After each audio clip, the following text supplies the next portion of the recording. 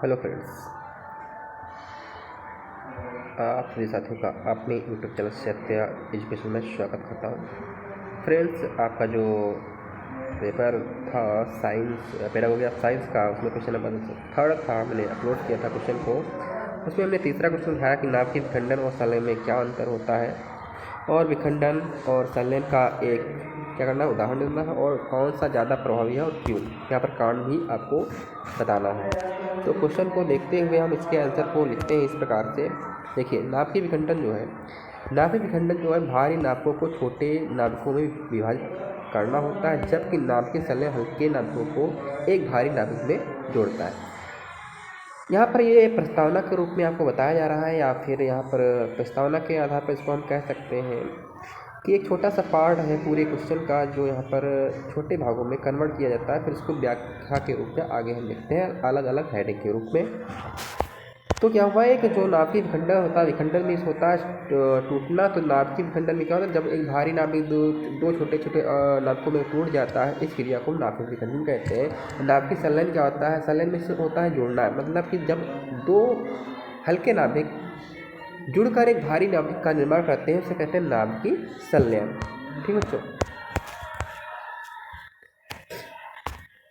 देखिए, विखंडन परमाणु बम और परमाणु ऊर्जा संयंत्रों में इस्तेमाल होता है। जो नाभिकीय विखंडन होता है, परमाणु बम और परमाणु ऊर्जा संयंत्र जो होते हैं, इसमें इस्तेमाल किया जाता है, यानी उपयोग किया जाता है। जबकि संलयन सूर्य और अन्य तारों में ऊर्जा का स्रोत होता है। संलयन मीन्स होता है जुड़ना।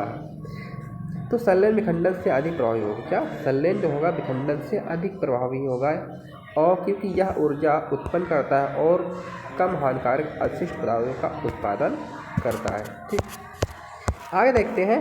हेडिंग डालेंगे हम किसकी, नाभिकीय विखंडन की। किसकी, नाभिकीय विखंडन की परिभाषा देंगे।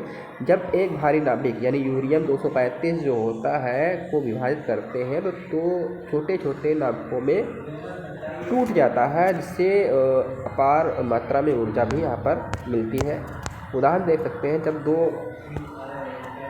यूरेनियम 235 को जब न्यूट्रॉन से बमबारी करने पर यह क्रिप्टॉन 89 और बेरियम 144 के साथ ऊर्जा और न्यूट्रॉन में विभाजित हो जाता है। जिस प्रकार से न्यूट्रॉन विभाजित होता रहेगा, हमारा जो नाभिक है वो टूटता जाएगा। ठीक है, देखते हैं उपयोग क्या है इसका।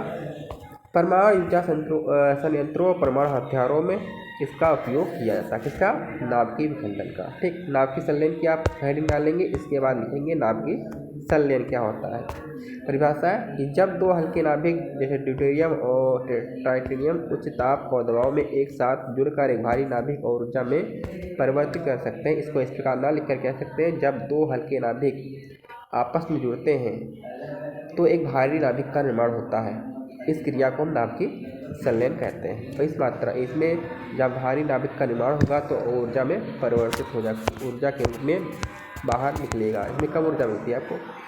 फिर आपका है एग्जाम्पल देखेंगे। ड्यूटेरियम और ट्राइटियम को उच्च तापमान और दबाव में एक साथ जोड़कर हीलियम और एक न्यूट्रॉन बनता है। इसको आप इक्वेशन के रूप में लिख सकते हैं। ठीक, ना लिखें तब भी कोई दिक्कत नहीं है। इसका उपयोग कहाँ करते हैं, इसका उपयोग है सूर्य और अन्य तारों में ऊर्जा का स्रोत संभावित रूप से भविष्य में ऊर्जा में परमाणु ऊर्जा के रूप में किया जाता है। कौन सा अधिक प्रभावी है, ऐसे भी आप हेडिंग डालकर लिख सकते हैं। फिर है ऊर्जा उत्पादन। देखते हैं, संलयन विखंडन की तुलना में अधिक ऊर्जा उत्पन्न करता है। जो संलयन होता है विखंडन की तुलना में क्या अधिक ऊर्जा प्राप्त होगी आपको।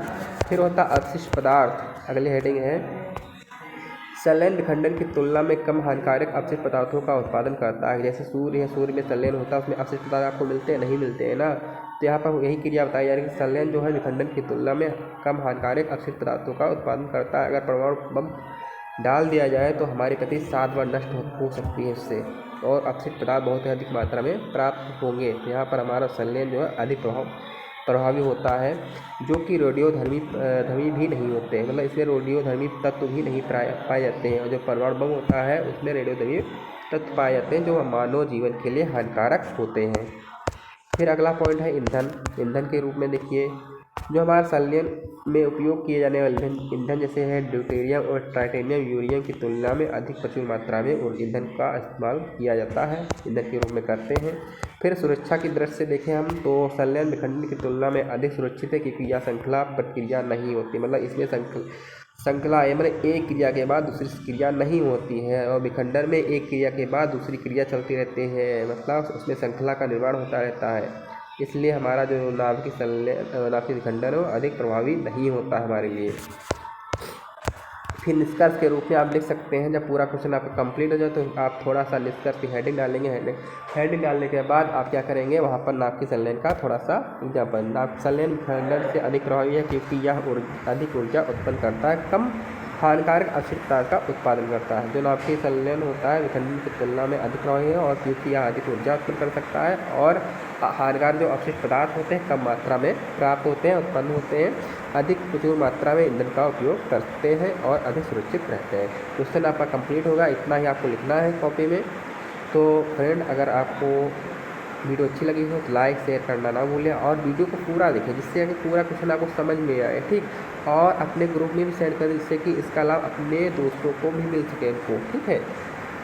वीडियो अभी इसी वक्त आपको फिर से मिलेगी दूसरे यानी चौथे क्वेश्चन की।